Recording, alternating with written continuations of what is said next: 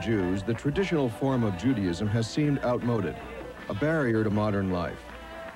Recently, a number of young, non-observant Jews have begun returning back to traditional orthodoxy.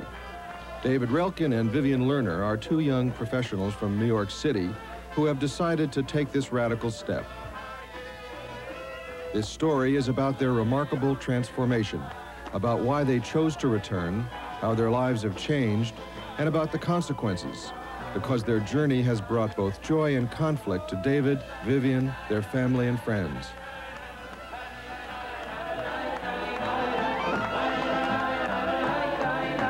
Our story begins on their wedding day.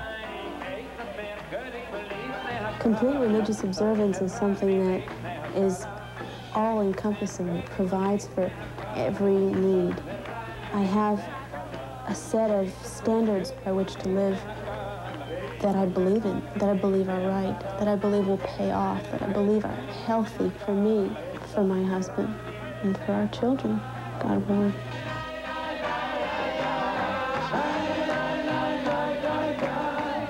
My family is, I think, a little worried. You know, maybe my son is becoming a member of a cult or something. You know, he's committed to something which is so foreign. How could he do all these things? How could he become, you know, Orthodox and all of this? Wear a yarmulke and all of that. You know, things that we gave up so long ago.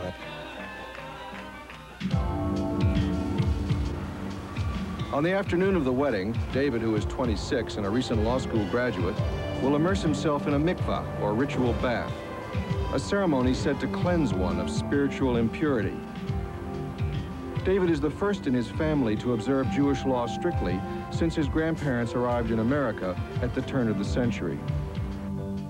As soon as they came to America, they threw it off, virtually, in favor of assimilation, wearing the same clothes, eating the same food, and going to the same places, and basically giving up all the customs.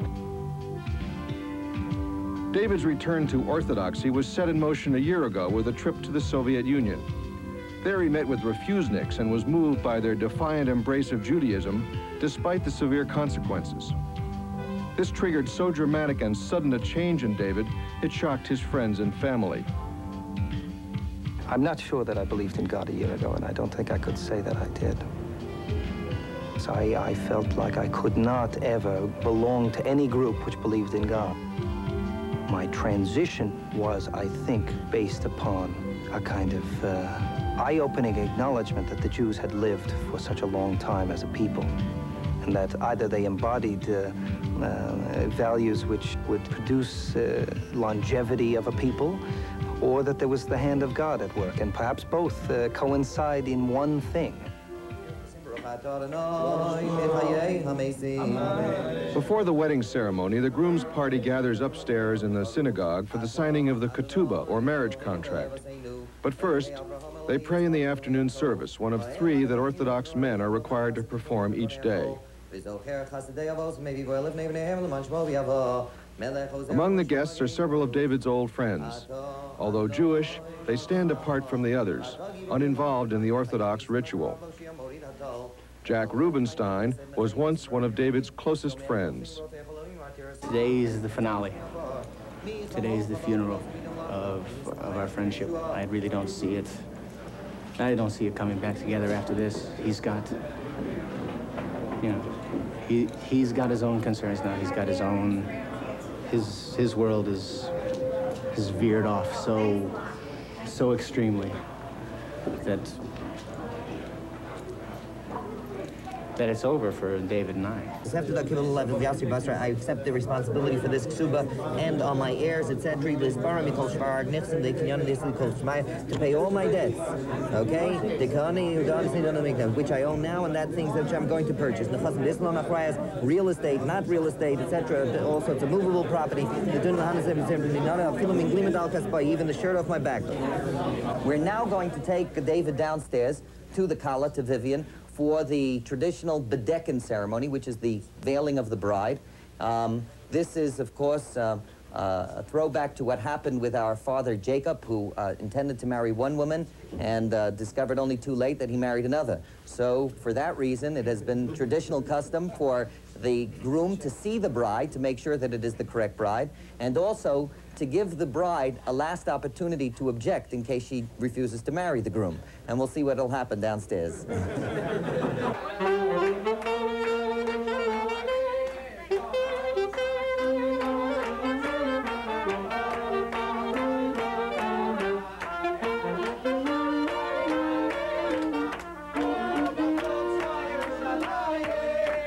To become married is, I think, the most fundamental way you can commit yourself to Judaism. To bring up a family and to commit your family to being Jewish is one of the ideals of the Jewish religion. And to be a Jewish single is it's a kind of limbo. It's a kind of, well, I'm not quite there yet. Everything else is kind of practice. Everything else is beginning. I'd like to start my life and move into a more full expression of Judaism.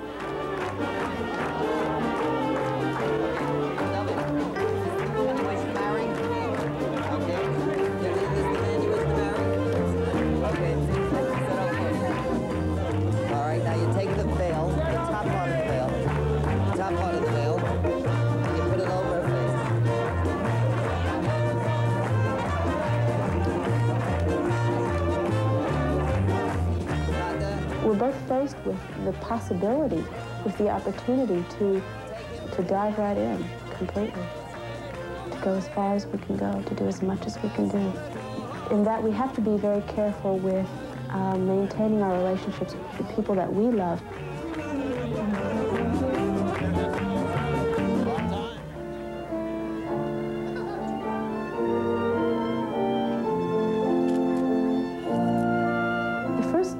That was very important to me, that had to do anything to do with Judaism, was the fact that I didn't have grandparents. And that the reason I didn't have grandparents was that they were killed by the Germans and Nazis in the Second World War. And that made me different. That made me Jewish. Vivian's parents survived Nazi concentration camps and settled in Asheville, North Carolina after the war, shedding much of their strict Orthodox upbringing. In the small southern town, Vivian was subjected to hurtful anti-Semitism. I was the little Jewish girl whose father had come to the South and made it so well. I was always alone. I didn't have a good friend in school, not one. It drove her to search for and eventually restore ties with her family's Jewish past. After college in Toronto, she moved to New York City, where she met David at a beginner's religious service at the Lincoln Square Synagogue, designed to bring assimilated Jews back to Orthodoxy. Gradually, both decided to observe strict Jewish law. That included a rigid prohibition of physical contact before marriage. It was very, very difficult. Both having been very involved in the secular world and not being raised Orthodox from birth, in that world, those children expect that it's normal if they are not going to touch, or certainly not going to make love before they're married. That's just the way it is.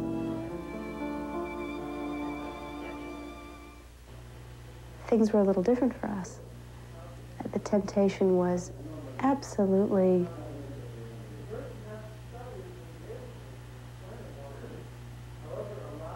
difficult. But in a sense, it was wonderful. In a sense, it gave us the opportunity to exercise restraint.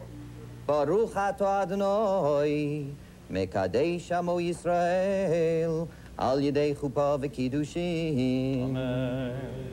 David, this is your ring? Yes. You own it? Yes. Shavapruta? Yes. Sure. Okay. Before you place it on Vivian's right forefinger, you say the formula. Put out your right forefinger, okay? Harei ad mekudeshet li, taba'at zu kodat Moshe v'Yisrael. Hold your hand up. Who would ever imagine that in the darkness of Jewish history, in the darkness of the country of America, where so many hundreds of thousands of Jews assimilate, David and Vivian, you would affirm that faith. It's a vindication because, Vivian, your parents lived through one of the darkest periods of Jewish history. It's a vindication, David, of your family, second and third generations Americans, where everybody assimilated. You have chosen to affirm the faith. You have chosen and you have said together in the most remarkable way that I choose to be part of Jewish destiny. Mazel tov.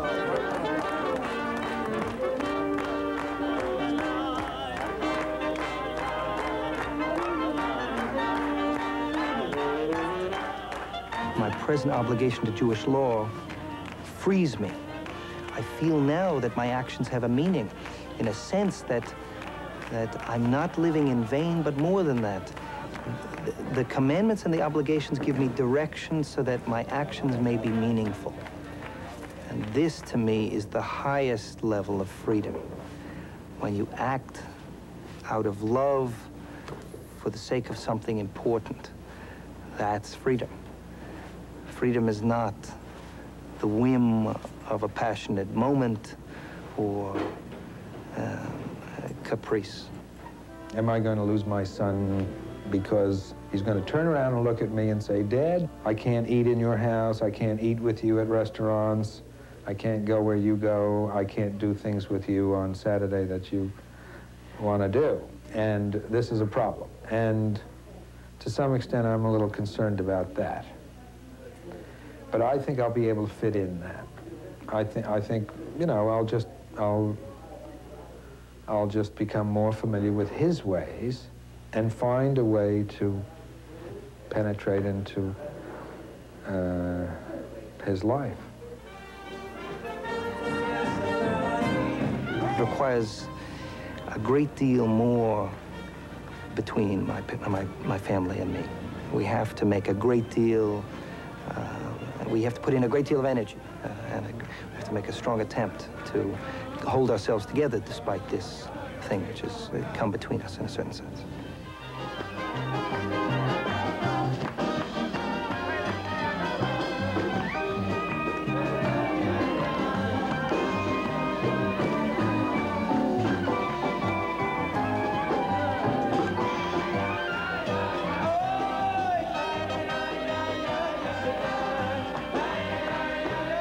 Only a year ago, David saw himself as strictly a cultural Jew, no more. His friend Jack goes even further. People try to convince me that I'm a Jew simply because I was born a Jew, but I know I'm not. I don't feel any of it. I don't feel involved in any of it. And so sitting in this room full of people who would call me a Jew just because of the blood that I have was very strange, very alienating, and disturbing. When I could remove that, when I could remove myself from that feeling, I was able to respond to the wedding of David and Vivian, which is blessed, to use a word that I shouldn't be allowed to use.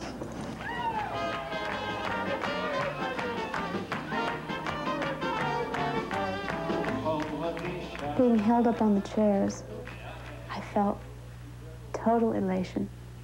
Just on top of the world. And I felt like I wanted to scream out. I wanted just to scream out. But I didn't have to, because it was just coming out of me everywhere. Look, world, look. This is what it's all about. You know, I don't need Sunday brunch with a mimosa. I've got this this wonderful future.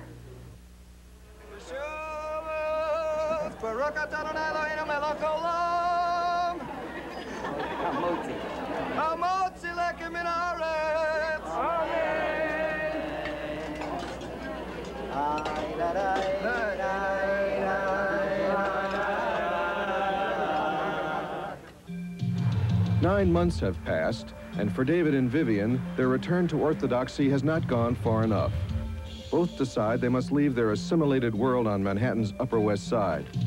The child they are expecting will be born in an observant Orthodox community, a suburban Jewish enclave 40 miles away in Muncie, New York.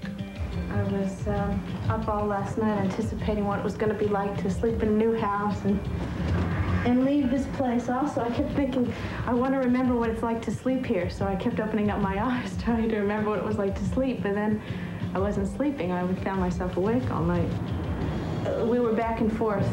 You know, every day it was a different decision, and David was, I'm sure we're going to go, and I feel great about it. And then the next day it was, I don't think we should go. I think we really have to stay because we know people here, and we have a set community.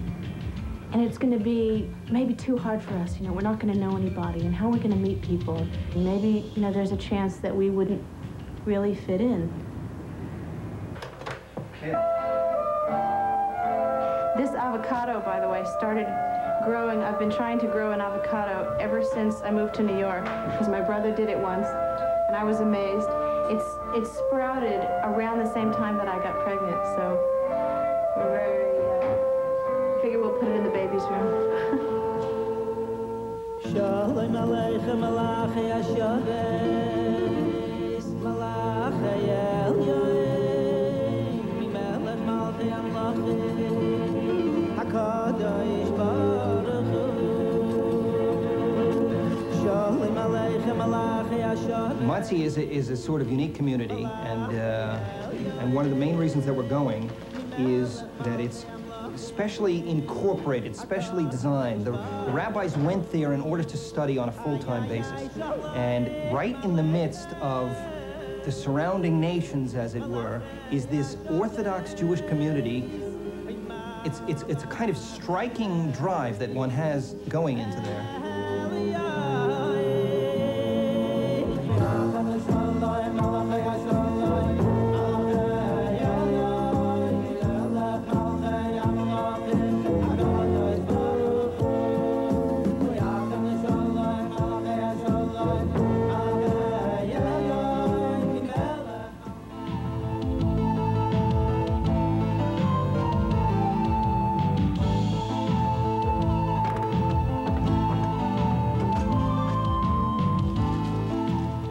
My religious rebirth as a turnaround in my family, not just as a personal discovery, as a rebirth in the family tradition and history, and it takes that much more. It's almost a superhuman effort, and it makes you believe in God that much more, because there's the effort that you get, that you have in order to bind yourself to the tradition is 100 times more than you thought you had.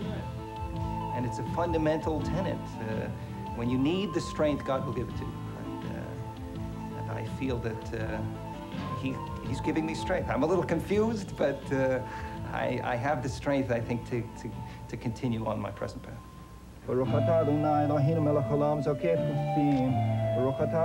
The synagogue, one of dozens in Muncie, is a 10-minute walk from the house.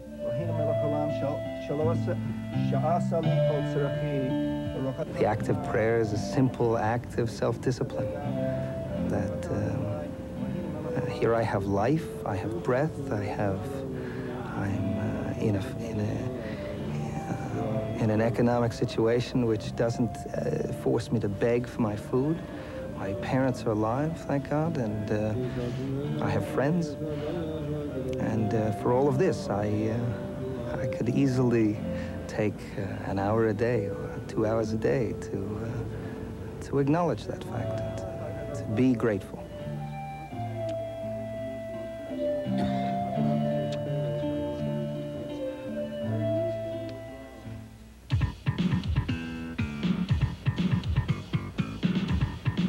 Deeply committed to a religious life, including study in a yeshiva, he is still a young professional determined to make a career as a Manhattan lawyer.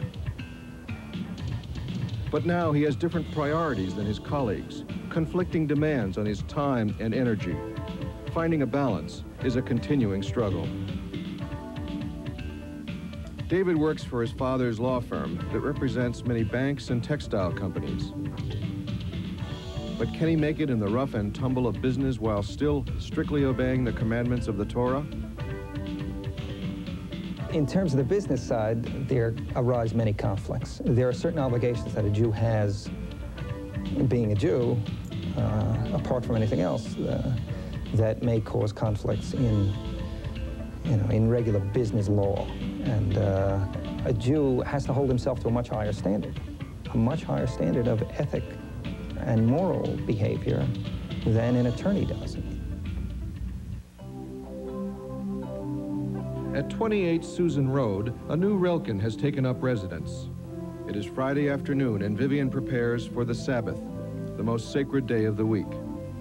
6 days shall you labor, but the seventh day is a Sabbath. That means once the sun sets, no working, no turning on lights, no telephone, no television, no cooking.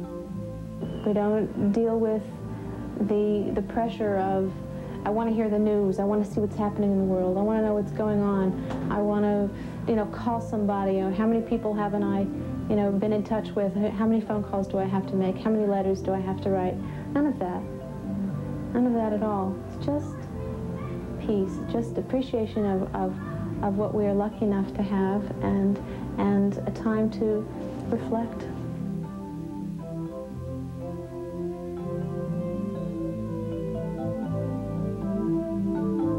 David commutes into Manhattan every day. He has a long day. He's gone early in the morning. He's home late at night. He's exhausted. We really don't see much of each other. And Shabbos, we know we're going to be together.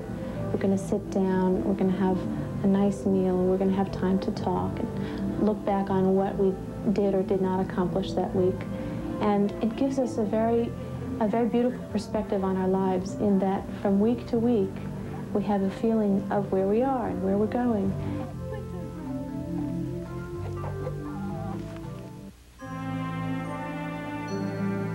My parents are both survivors of the Holocaust, and my father had 7 brothers and sisters. He's the only surviving member. My mother had a large portion of her family destroyed as well. And this was something that I was carrying around with me my whole life. Having children is not only fulfilling in itself, but is doing something for me that is helping that black, dark, horrible burden I was carrying around with me my whole life. And that is that they were destroyed. Those innocent children, those people were destroyed for nothing.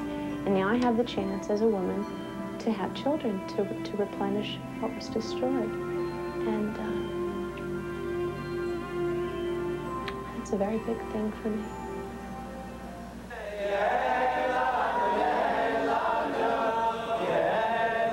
The new tradition began on the 8th day, the bris of the Relkin son, his circumcision. On this day, he received his formal name and was bonded to his Jewish heritage. Both grandfathers will take part in the ceremony. And you know what you're going to do there? Yeah, I will hold the baby, then they name the baby. I think that's... So that's fine. Yeah. That's fine? I'm happy. You happy? Yes.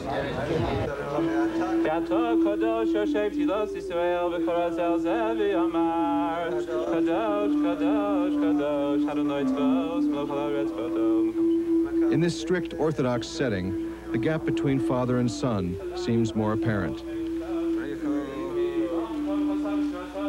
My father's a puzzle to me, and perhaps I am to him. He grew up in a non-religious home, and this is all very new to him, and he handles it in his own way, and he wants to.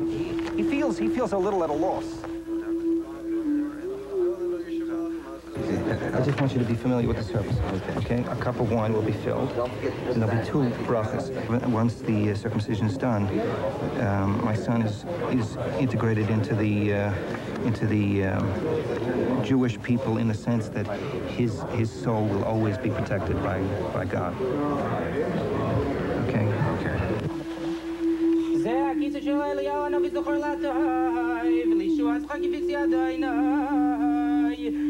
According to Jewish law, it is a special honor to participate in the bris.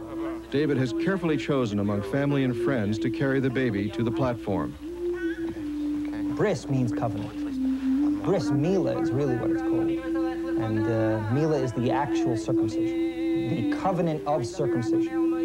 And it's one of the oldest commandments in the Torah. And it was the first physical act which Abraham in the Bible does to make himself Jewish.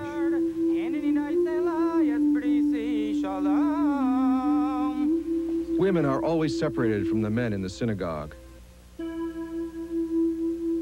I chose to go. Many women don't even go to the bris. And I felt as if I was there completely and as close as I needed to be. I don't think you want to be too close, because I'd want to jump up and grab him away, and I know I can't do that. I know this is something that has to be done, and again, that I want to be done in the way that it was. I was certainly filled with anxiety at my son's bris. I'm worried about my son. I'm worried, is it going to go all right? He's not going to be ill. But at the same time, I have to say it was one of the happiest days of my life, because now I have my wife and my son. And, you know, the whole symbolic nature of the bris is the future generations.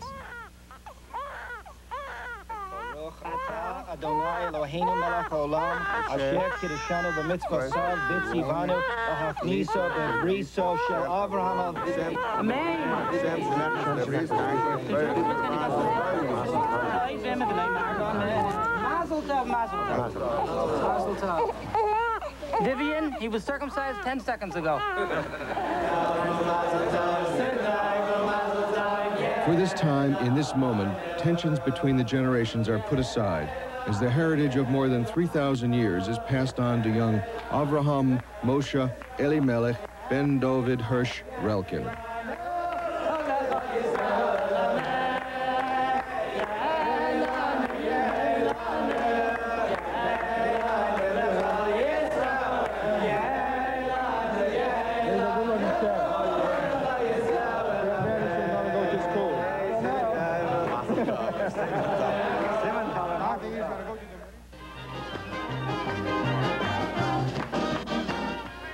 Hello, I'm Fiona Scott.